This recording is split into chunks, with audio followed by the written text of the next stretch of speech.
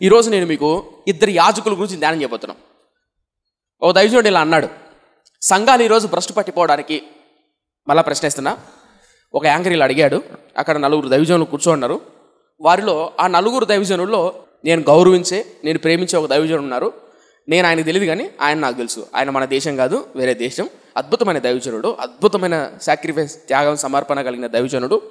ఎన్నో హార్ట్ ఆపరేషన్లు, సర్జరీలు జరిగాయి. ఇప్పటికీ ఆయన బ్రతికి ఉన్నారు. అద్భుతమైన దైవజనుడు. ఆ స్టేజ్ మీద కూర్చోన్నారు 4 దైవజనులు. అప్పుడు యాంకర్ పక్కన కూర్చుంటారు కదా, అంటే క్వశ్చన్లు వేసే వాళ్ళు ఉంటారు కదా, పేపర్ పట్టుకొని అలా క్వశ్చన్లు అడుగుతున్నారు. యాంకర్ అడిగారు క్వశ్చన్, సంఘాలు భ్రష్టు పట్టిపోవడానికి, సంఘాలు పాడైపోవడానికి బలమైన కారణం ఏంటి? మనుషులు, విశ్వాసుల, కాపరుల, పరిచారకుల, సేవకుల, అంటే రాజకీయ నాయకుల, డబ్బా, హోదాన ఏది ఎక్కువగా సంఘాలను పాడు చేస్తుంది అన్నాడు అని క్వశ్చన్ వేశాడు. ఆ 4 దైవజనుల్లో నేను అభిమానించే, నేను ప్రేమించే దైవజనుడు ఉండదు కదా, వెంటనే మైక్ తీసుకొని విత్ ఇన్ ఫ్రాక్షన్ ఆఫ్ సెకండ్లో ఆన్సర్ చెప్పాడు. ఆన్సర్ చెప్తానే అందరూ పగలబడి నవ్వారు అందరూ. ఏం చెప్పాడు తెలుసా ఆన్సర్? ఇంతకు మీరేమనుకుంటున్నారు? సంఘం పాడవడానికి, సంఘాలు భ్రష్టు పోవడానికి, భ్రష్టు పట్టడానికి ఏంటి కారణం?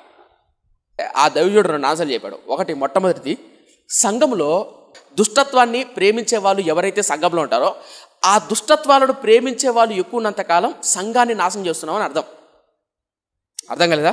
మొట్టమొదటిది, దుష్టత్వాన్ని ప్రేరేపించి దుష్టత్వంతో నడుస్తున్నటువంటి వ్యక్తులు ఎవరైతే ఉంటారో, చెడు మార్గం గుండా నడుస్తూ ఉంటారో, ఆ నడుస్తున్న వ్యక్తులను మనం ప్రేమించామంటే, మనం వాళ్ళని గౌరవించామంటే, మనం వాళ్ళకి అధికారం ఇచ్చామంటే, మనం వాళ్ళని ఉన్నతంగా పెంచామంటే, హెచ్చించామంటే ఆ సంఘం నాశనం అయిపోతుంది అన్నాడు.